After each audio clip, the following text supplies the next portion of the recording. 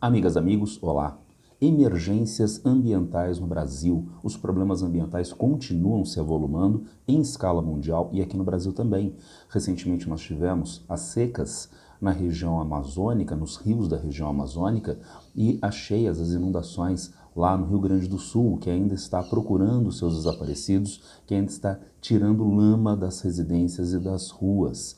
E concomitantemente agora nós temos a seca e as queimadas no Pantanal Mato Grossense, que estão 3 meses adiantadas comparativamente à média histórica. Então são problemas ambientais de diversas ordens. Vamos nos concentrar no vídeo de hoje no problema dos rios voadores, em como eles funcionam e como nós podemos prejudicar esse funcionamento, gerando graves prejuízos socioambientais. Consequentemente, além dos rios voadores, as superfícies de água e as queimadas do Pantanal. Vamos finalizar o vídeo com algumas soluções possíveis para estes problemas. Começando com a ideia de rios voadores. Para nós entendermos rios voadores, nós precisamos entender um pouquinho de climatologia básica. Nós temos aqui o esqueminha que mostra o aquecimento da Terra pelo Sol, mas dada a esfericidade da Terra, esse aquecimento ocorre desigualmente em diferentes latitudes. Em regiões mais próximas da linha do Equador, as temperaturas são mais elevadas. Nas regiões polares, os raios solares incidem de forma mais oblíqua, de forma não tão intensa, fazendo com que o aquecimento seja menor. Todos sabem disso, nós encontramos temperaturas mais altas no norte do Brasil, no centro da África, regiões equatoriais, e nós encontramos temperaturas mais baixas nas regiões polares. Mas também há um diferencial de aquecimento, consequentemente, entre o Equador e os trópicos, entre o Equador e o Trópico de Câncer e o Trópico de Capricórnio. Isso é muito importante, nós temos aqui visto agora em um plano o Equador e a região dos trópicos de Câncer e de Capricórnio.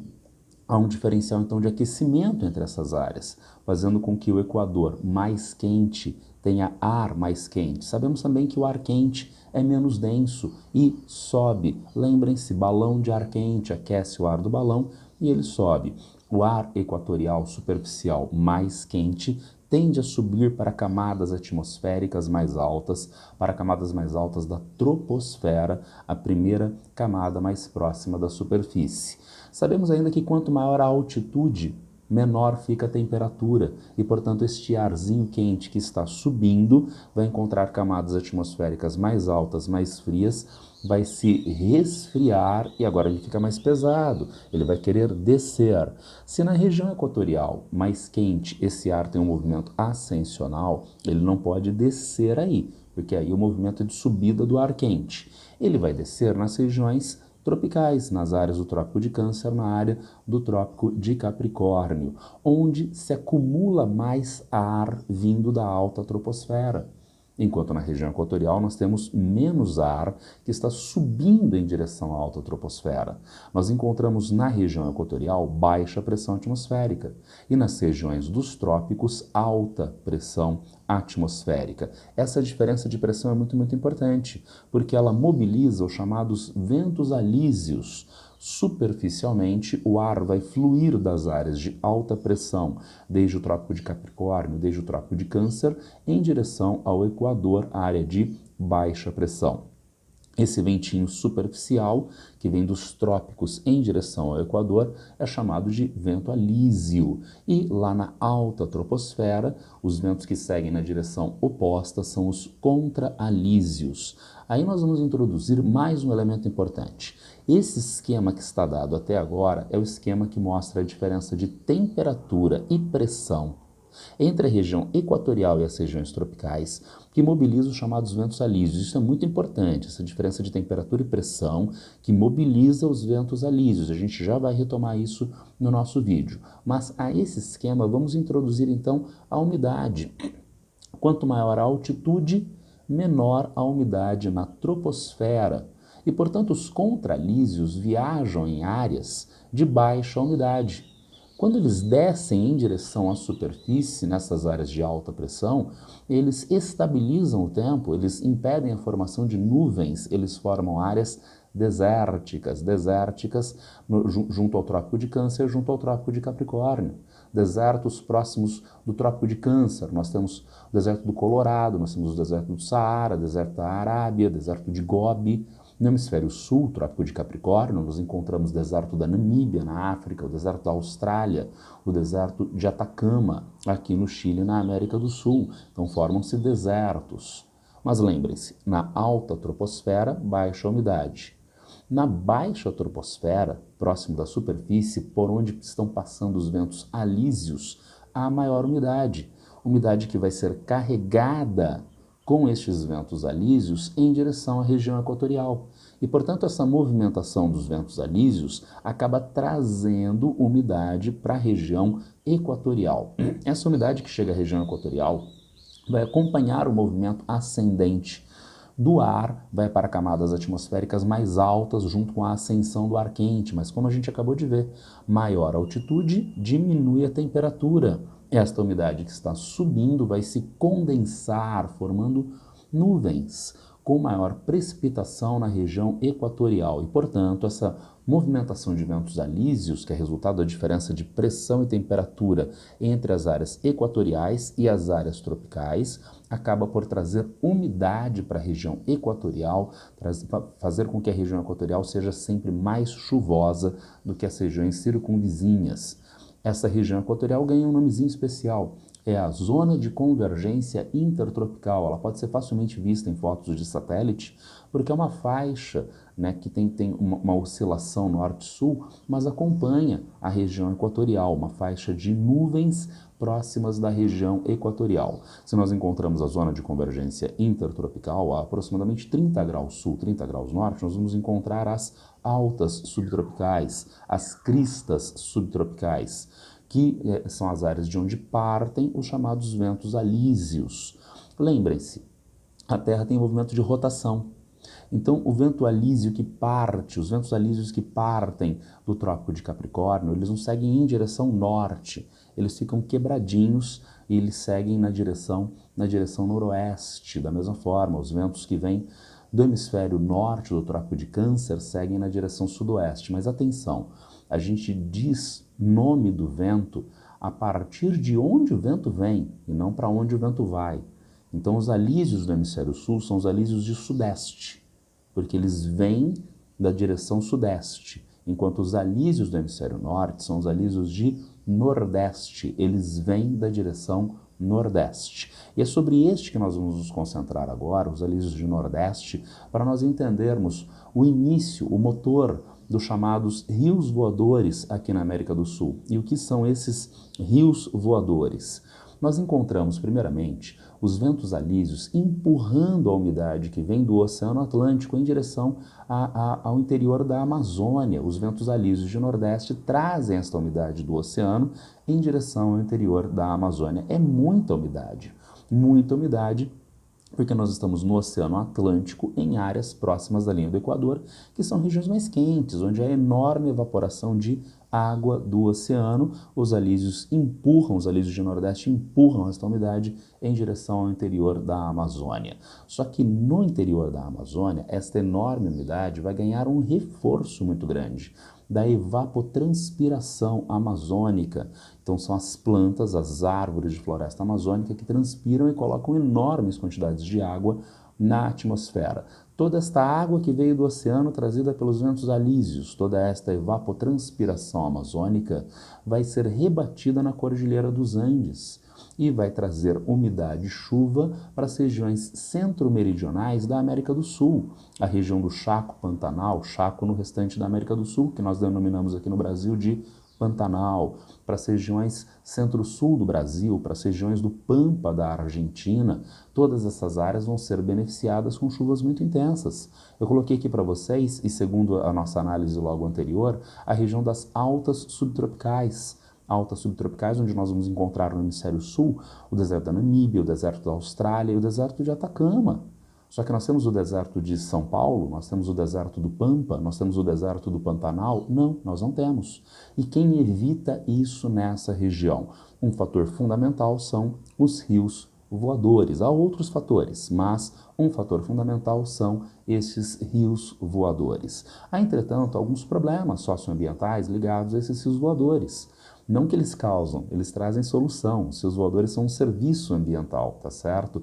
O agricultor na África, o agricultor na Austrália, nessas regiões de altas subtropicais, precisa gastar somas de dinheiro para irrigação, enquanto o agricultor no Brasil, na Argentina, no Paraguai, não tem um gasto da mesma envergadura, tem outras potencialidades de produção agropecuária por causa dos seus voadores. Os seus voadores são um serviço ambiental, um serviço à sociedade que é prestado pelas relações naturais. Mas nós estamos degradando esses rios voadores. Como nós estamos degradando esses rios voadores? Vamos partir de um primeiro problema. Nós tínhamos isso lá atrás, eu disse, era muito importante, a diferença de pressão entre as altas subtropicais e a região equatorial, que mobiliza os ventos alísios. Mas nós encontramos, dado o aquecimento global antropogênico, uma tendência de aquecimento, entre outros, por exemplo, do Atlântico Norte, havendo redução da diferença de pressão entre as áreas de 30 graus norte e a região do Equador. Com a diferença de pressão, com a redução da diferença de pressão, há redução da força dos ventos alísios, que se caracteriza como o primeiro motor que empurra a umidade do oceano em direção à Amazônia brasileira. E vejam, este é um problema de alcance internacional mundial. Este problema de enfraquecimento dos ventos alísios ligados ao aquecimento do Atlântico Norte é um problema de aquecimento global antropogênico, é um problema de alcance mundial. Mas nós temos problemas de enfraquecimento dos seus voadores aqui no Brasil. Quais problemas? O segundo motor que a gente viu dos seus voadores é a evapotranspiração amazônica. Olha desse esqueminha, esse esqueminha que mostra a evapotranspiração em algumas árvores. Se a copa da árvore tem 10 metros de diâmetro, ela coloca, em média, 300 litros de água por dia na atmosfera por evapotranspiração. Se a copa da árvore é um pouquinho maior, 20 metros de diâmetro, 1.100 litros de água por dia. Lembra que eu tinha dito que a enorme umidade do oceano vai ganhar um reforço na região amazônica? Olha que reforço fantástico. Mas o que está acontecendo na floresta amazônica? Ora, desmatamento. Esse desmatamento vai retirar, portanto, esse segundo motor dos rios voadores, a evapotranspiração amazônica, com ainda um último problema. O desmatamento pode ser feito, por exemplo, com correntão, mas ele é feito mais usualmente com fogo. E mesmo quando ele é feito com correntão, o desdobramento também é fogo. Aí aparece um probleminha, o aumento de material particulado na atmosfera, a fuligem, que é o resultado da queimada da floresta amazônica.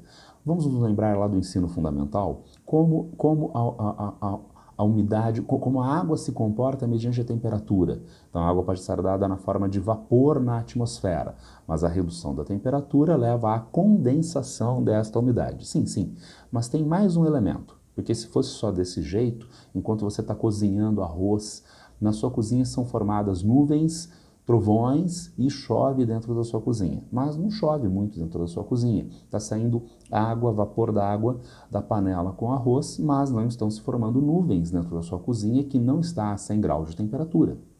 Então, o que está acontecendo? Ou melhor, está se formando nuvem dentro da sua cozinha, mas não no ar da sua cozinha, na tampa da panela. Então, se você levanta a tampa da panela onde está cozinhando arroz, você vê gotículas na tampa da panela.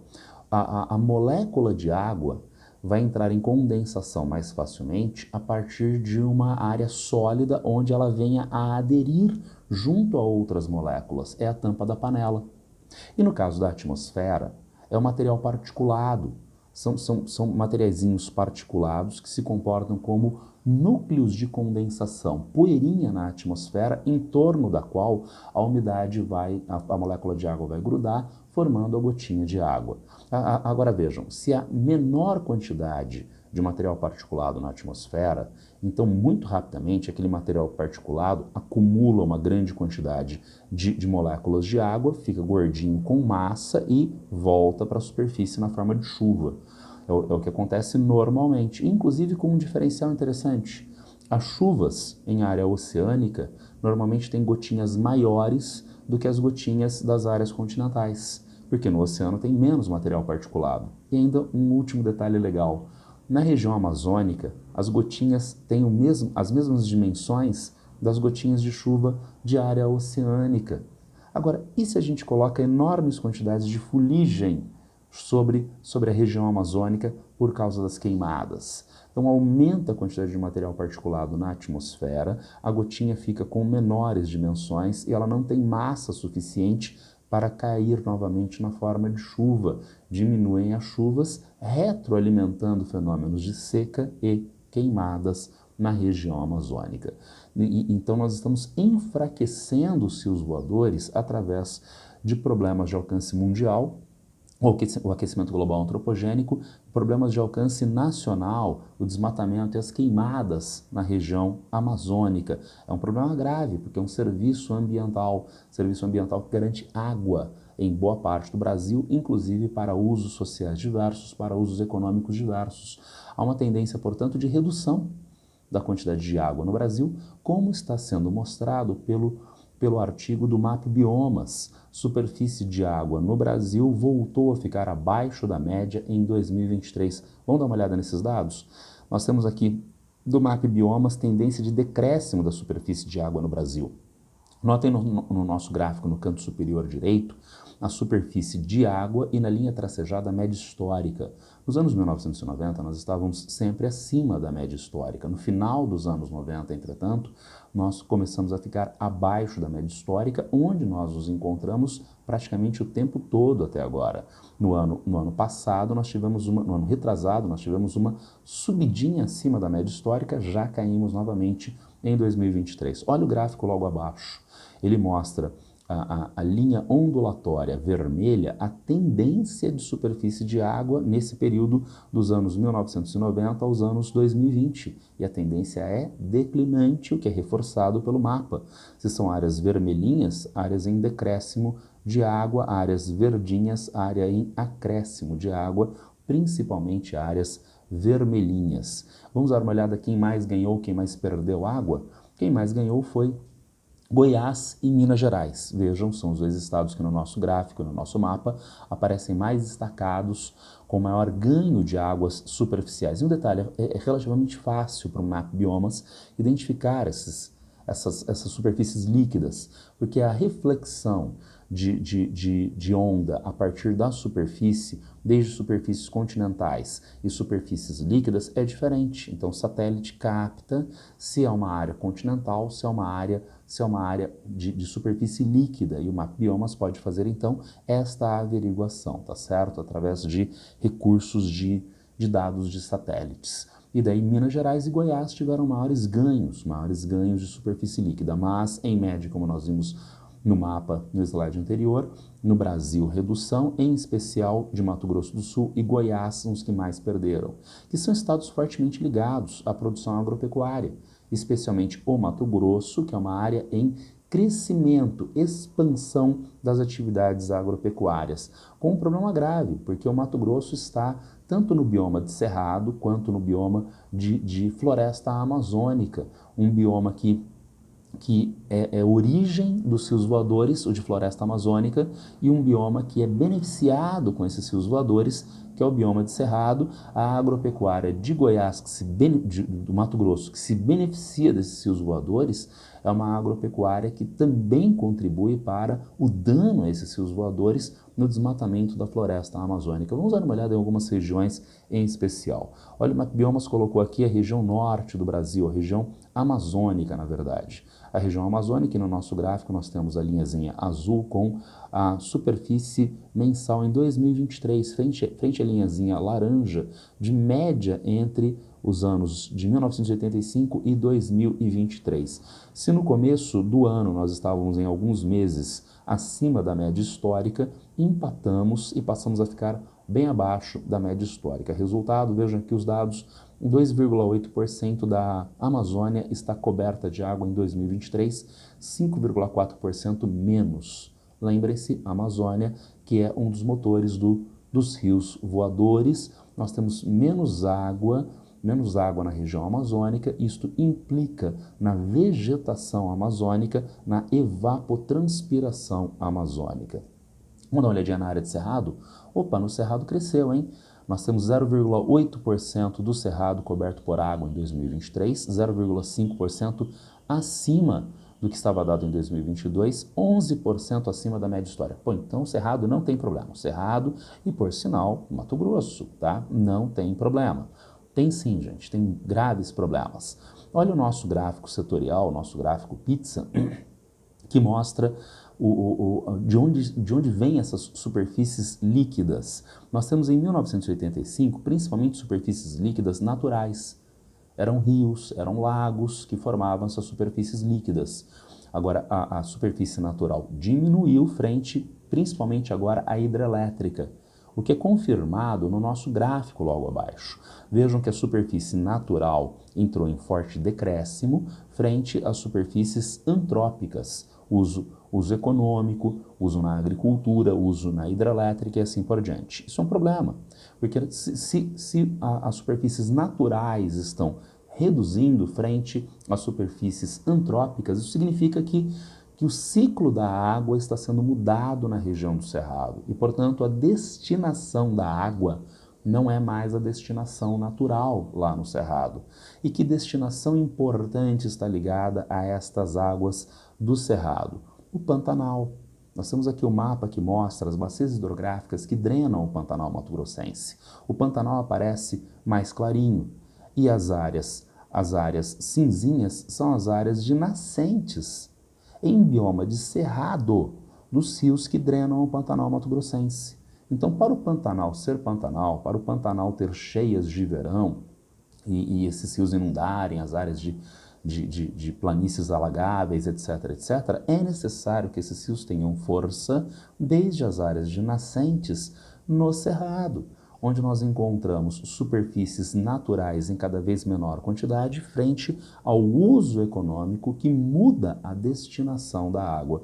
Daí nós encontrarmos rios que drenam o Pantanal nascem no bioma amazônico e de cerrado.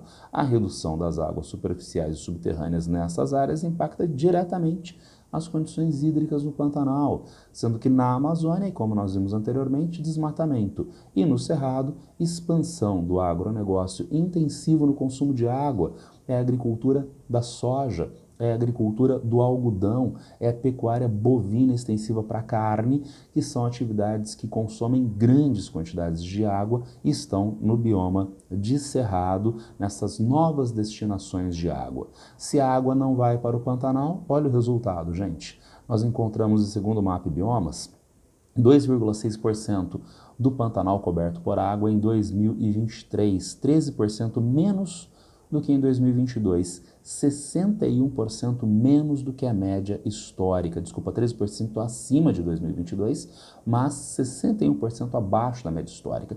Vejam esses 13% acima, né, que a gente consegue localizar aqui no nosso gráfico. É esse pequeno crescimentozinho do final do gráfico. Mas coloquem esse pequeno crescimento de 2022 para 2023 na média histórica desde os anos 1980. Nós temos, portanto, um secamento grave da região do Pantanal, o que explica, o que ajuda a explicar essas queimadas. Mas não apenas o secamento. Nós temos outros problemas. Olha o que diz o Ministério Público do Mato Grosso. Mais de 80% das queimadas são causadas por humanos, diz a pesquisadora na reportagem do site do Ministério Público do Mato Grosso. Mas será que o Ministério Público e essa pesquisadora não estão pegando no pé do ser humano, da sociedade? Não. Porque, segundo a reportagem da Folha de São Paulo, 95% do fogo começa em propriedade privada. Então esse fogo é induzido, é colocado, assim como nos mostra a reportagem da Carta Capital. Queimada no Pantanal continua, mesmo após proibição de manejo do fogo. Então, no cenário atual, o governo federal proibiu queimadas na região do Pantanal, por um motivo óbvio, tá certo? Entretanto, continuam essas queimadas induzidas pelo homem, né, mesmo com a proibição, gerando, portanto, 95% dos focos de incêndio em propriedades privadas. Isso cria um dificultador muito grave para o governo federal atuar, porque a queimada está sendo começada, está iniciando lá dentro da propriedade privada. Como é que o governo vai agir dentro da propriedade privada. É uma limitação, tá certo? Mas nós temos outras limitações muito graves. O governo federal, ele está agindo nesta região. Ele está agindo como? Por exemplo, todo ano é formado no mês de agosto, o Comitê de Queimadas no Pantanal, porque a gente sabe que começam as queimadas. O comitê já está em operação. Já existe deslocamento de bombeiros, de brigadistas, de voluntários para o apagamento do fogo. Aumentou a fiscalização e em consorciamento com os governos estaduais e municipais. Né? Mas é um problema grave, porque a gente está falando de um agronegócio que é um setor extremamente rancoroso do ponto de vista político, é um setor extremamente atrasado do ponto de vista socioambiental. Daí, inclusive, essa ideia de queimadas. Para que essa queimada? Para, por exemplo, a limpeza da área para a formação de pastagem. É uma técnica estúpida, é uma técnica arcaica, é uma técnica contraproducente do ponto de vista econômico, mas que tradicionalmente é feita nessas regiões de Cerrado, nessas regiões do Pantanal, devido à extensa área que é possível para apropriação, para exploração. Só que no cenário dos últimos anos e na atualidade, há esses graves problemas de incêndios. E mesmo assim essa técnica que é contraproducente do ponto de vista econômico continua sendo implementada e é a partir da propriedade privada que é de difícil fiscalização. Poderiam existir outros recursos do governo federal de fiscalização e controle, mas aí aparece um outro problema que é o dinheiro. O dinheiro, tendo em vista que essas medidas que o governo federal pode tomar, tanto no combate aos incêndios quanto na prevenção, envolvem investimento. E quando a gente fala em investimento para os comentaristas econômicos de Estadão, Folha de São Paulo e Globo News, eles começam a ter urticária que o Estado não pode gastar, o Estado não pode gastar. E daí fica difícil, porque não se combate incêndio no Pantanal, não se faz prevenção de desastre socioambiental com pode pirlim-pim-pim, com boa vontade. Se faz com boa vontade, sim, e com dinheiro e investimento que encontra uma escassez na atualidade, tendo em vista a pressão do setor financeiro veiculada, amplificada pela imprensa brasileira. Na verdade, há soluções.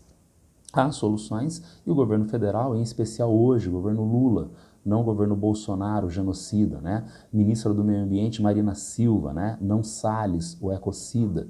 Ele sabe o que fazer e a gente tem evidências disto. Eu coloco uma evidência para vocês. Aqui nós encontramos no mapa o município do Piauí de Gilboés. É um município do sul do Piauí, em área de transição entre o Cerrado e a Caatinga. Chove aqui em Gilboés aproximadamente 800, 1.200 milímetros por ano. Não caracteriza propriamente semiárido, é uma área de transição, ocupada já na América Portuguesa com gado bovino para corte, o que é uma atividade que causa grande impacto ambiental, além da pecuária caprina, que é muito impactante a Caatinga.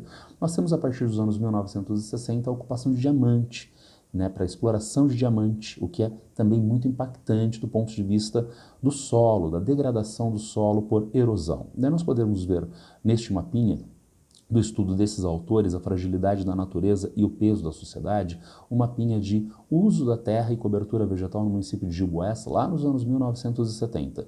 Eu destacaria para vocês essas áreas amarelinhas de solo exposto, Essas são áreas potenciais à desertificação. Mas dá uma olhada no que aconteceu com as áreas de solos expostos no próximo mapinha para meados dos anos 2000. Aumentou significativamente as áreas de solo exposto. E junto com essas áreas de solos expostos, nós encontramos as áreas rosinha, que não estavam dadas no primeiro mapa, de agricultura mecanizada, da soja, do milho, entre outros, sendo que Gilboés está no Piauí, que faz parte do Mapitoba, né, a área que envolve Maranhão, Piauí, Tocantins e Bahia, de expansão do agronegócio agroindustrial que causa intenso uso da água, que gera desmatamento e contribui para a formação destes cenários no município de Gilboés. Esses cenários que parecem fotos da superfície marciana, não é? Dá para trazer o David Bowie para cantar vendo esses cenários marcianos do sul do Piauí. E o que fazer com estas áreas do sul do Piauí? Estas áreas que se degradaram de solos expostos em áreas de desertificação, uma das principais áreas de avanço de desertificação do Brasil, não dá para fazer mais coisa alguma nessas regiões. Ou melhor, lembra que eu tinha dito que o governo federal sabe o que fazer? Segundo a Mongabay, não é segundo o governo federal, tá? Segundo a Mongabay, que é uma publicação especializada em questões socioambientais, nós temos Piauí, o deserto de Gilboés e sua improvável vocação para a vida. Reportagem de Rafael Martins, agora em 10 de junho de 2024.